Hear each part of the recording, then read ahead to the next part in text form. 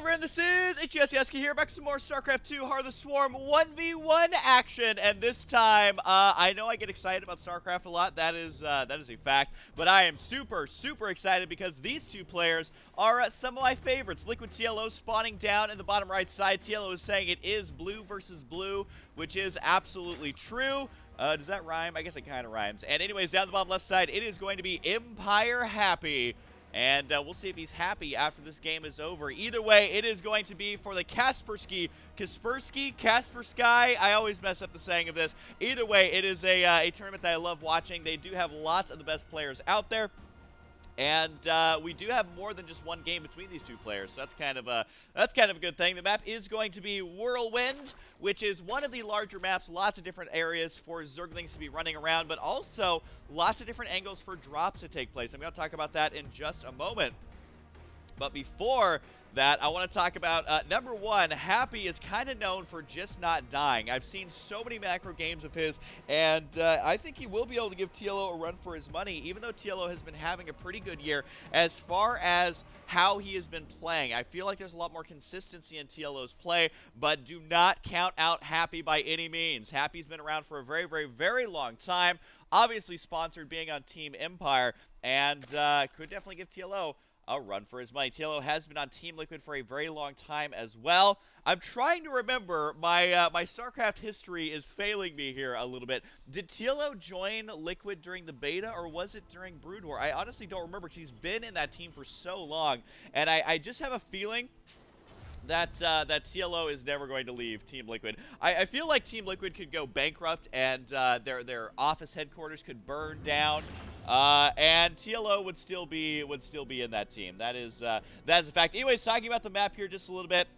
Think about drops for a moment. Look at how much wide open area there is right here, and look at how devastating these drops can be. You can drop right here into the main base, stem, run down to the mineral line. Oh no, Zerglings are coming back here. Run back up here, load up, drop over here at the third.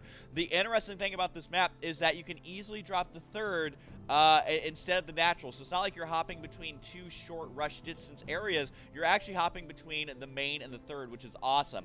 You can still easily drop from this location as well, fly down here, drop over here. But either way, lots of drop potential from Terran, and I would not be surprised to see that from Happy. Now, on the flip side, if TLO is able to deal with those drops and start forcing those engagements in the middle of the map, I mean, really, the world is his oyster. He can do anything he wants with those links. I mean, there's actually, like, unlimited ways that Zerglings can run, I feel like. And also some fairly wide open areas.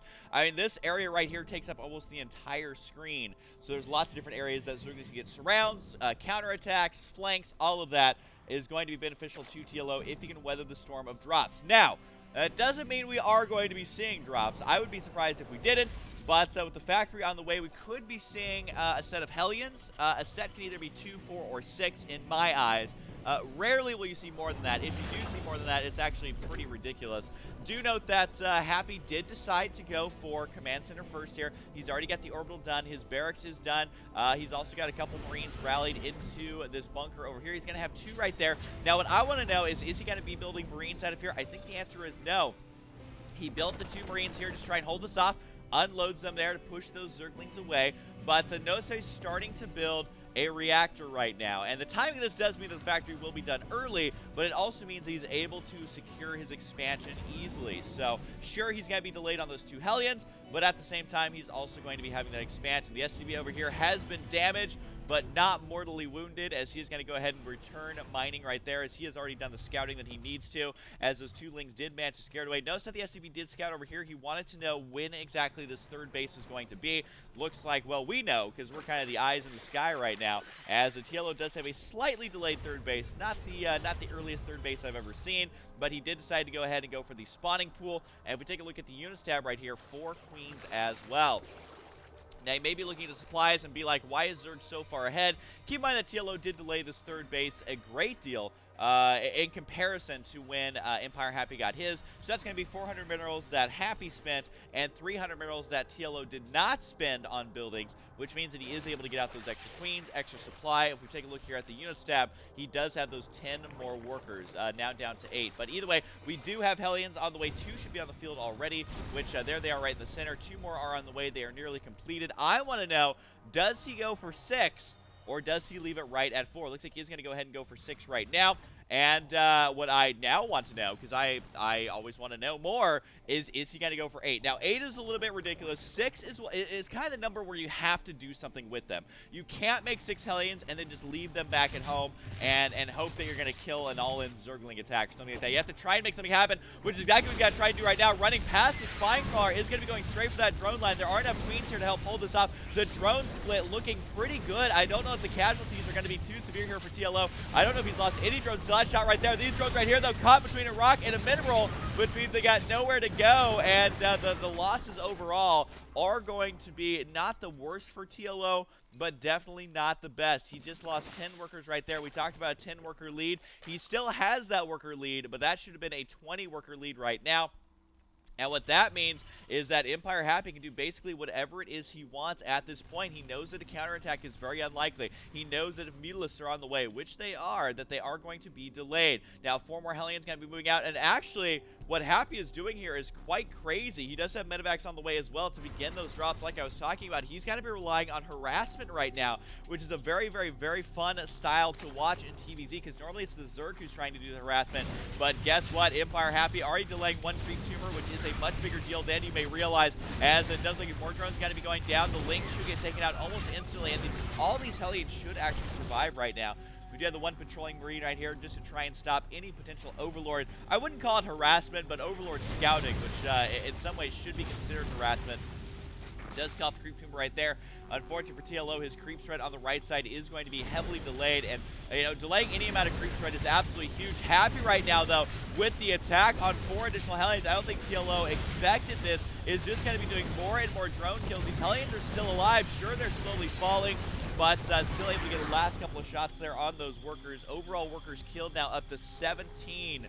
That is nearly a flawless worker loss ratio, and guess what? Sure, he lost 2 sets of 4 Hellions, but he was able to do so much more damage and economically as well. So TLO is going to be in a lot of trouble right now. He does keep making drones. It's one of those things where you can stay ahead in drones if all he makes is more drones. But you got to remember that if you're only making drones, how do you deal with the push that's going to be attacking right now? And it does look like the Marine's going to be pushing forward here with Stimpak and going to be trying to clean up all these creep tumors here. Do manage to kill off a couple of banelings that are morphing in. TLO, though, is in a world of hurt. He's got to clean up this very cost effectively. I don't think Happy is going to be allowing that to happen, though. He's already got the preemptive split here. That banelings going to be rolling on down. Sure, they can kill off the Hellions, but they need to be going for the Marines, as the Marines are going to be the real damage dealers right now. It looks like the Hellion just taking so much damage.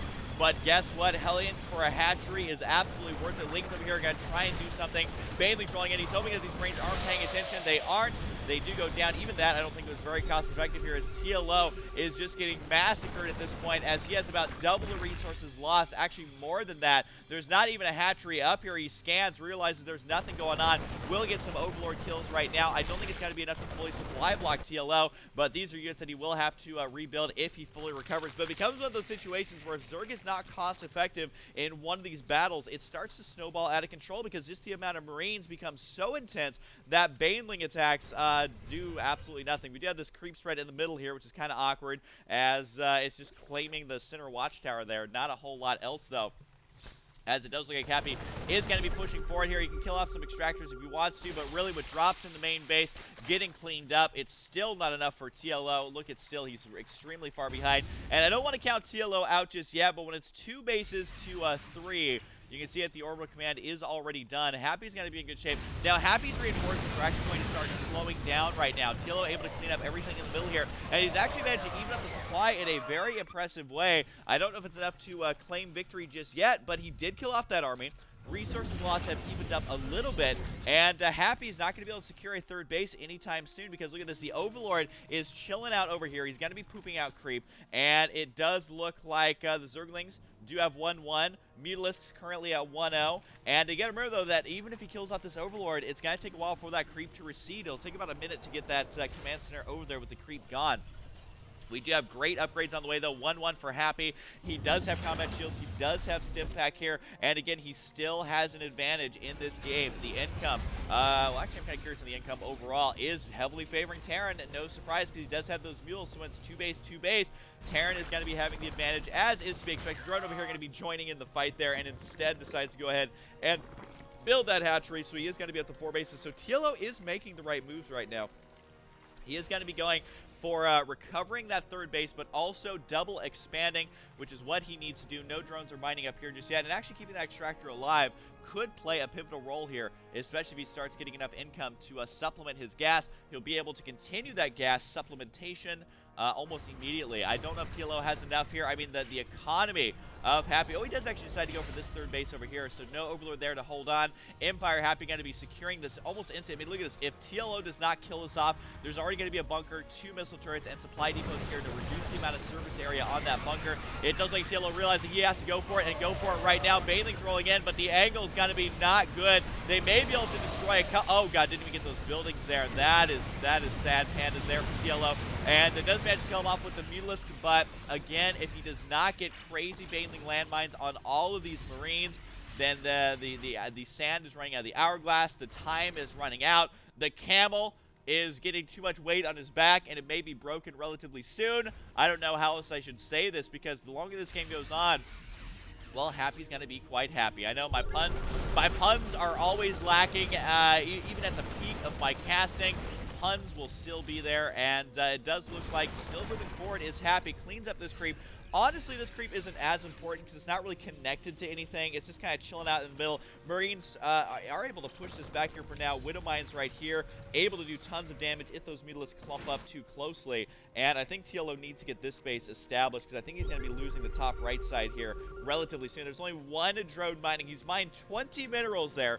And, of course, he is going to be using that larva for extra income. But, or extra units right now, but still losing that hatchery is not going to be paying for itself just yet. Does have the potential to secure this base over here. Sends over all the Mutalisks to kill off a handful of Marines. I don't even know if 3 Marines are a handful. I feel like I could hold more than 3 Marines in one hand. So there's going to be that. It does look at the Widow Mines right now. Going to be doing as much damage as possible as it does. Because the Bailey's going to be rolling in. Too many Widow Mines, though. Too many Marines.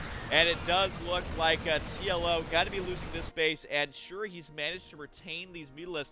But is 22 Mutas ever enough to kill off 64 Marines and 13 Widow Mines? I think the answer is no. And a lot of this comes back to, in StarCraft 2, if you start the snowball early with that harassment, then it's just not looking good for Zerg. It's very difficult to recover from losing that many workers in the early game. I mean, TLO's been doing everything he possibly can, but look at this: 3 Widow Mines, 4 missile turrets in the main, 5 in the main. That means that the Mutalisks can't even kill the main base by themselves between the reinforcements and the Widow Mines. If TLO runs in here, he's going to be in a lot of trouble. And there's the Widow Mines right there. I think he spots them, but is not able to kill them off quickly enough with these Mutas. He can try and do a counterattack as much as he possibly can, as much damage as he possibly can, but not really looking like he's going to be able to do that much. Sure, he might be able to cancel a command center here. Isn't even able to get that, though. At least not yet. He's on the hunt right now. All right, there's 400 resources lost for Happy. Unfortunately, he's going to have to do it about 10 more times to really start to even out this game. And the problem is still, he's got to be able to kill off this army and the reinforcements that are going to be following suit here. So I think TLO's just going to go for it. Everything he's got here, maybe once they attack the spine callers, I honestly don't know what he can do right now. He's trying to gear up for a good angled attack, but he's got to be running from one direction and one direction only. And I'm not talking about the boy band, which would be even more useless in this situation. But it does look like the Mutas might actually be able to clean this up. Is it enough to keep TLO in the game? Where's the reinforcements? Oh, they're back here. Another army of greater or equal damage or strength to do the damage is going to be moving out right now. There's also going to be a huge drop over here. That is 2 full medevacs, and these Marines with the +2/+2 might just be able to beast mode down this hatchery. Decides, no, got to go ahead and lose those. TLO holds off yet another attack. Do we have the comeback kid on the way? He's only about 2,000 resources behind right now on the units lost, but he's also going to potentially be losing another base. TLO once again needs good engagements here, but the Widow Mines might be able to clean up all these Mutalisks, or at least a lot of them. The splitting pretty top notch. It's still not enough TLO narrowly not going to be able to hold that off, which means he's got to lose the base and lose the game. So game number 1 is going to be going to Empire Happy. TLO showing, though, that when it comes down to it, he can do a very scrappy game, which means if he can hold on the early game, he will be able to claim victory, I feel like, in the next game. But I gotta hand it to Empire Happy right now, definitely making it work with that early harassment. I mean, 4 Hellions, then 4 more Hellions to follow it up, just doing way too much damage. And that's something that's very difficult to pull off twice, because now TLO is going to expect it if he sees that early factory. It's not the earliest factory, though, because he did see the command center go down first. He did see the barracks and the reactor and all that was a little bit delayed, but either way, 8 Hellions very early in the game for that, managed to pull it off. Now, Happy, does he have another trick up his sleeve? Is he going to play standard, or is he going to go with what worked in this game? We'll find out in game number 2. Hope you guys enjoy, and I'll see you guys next time.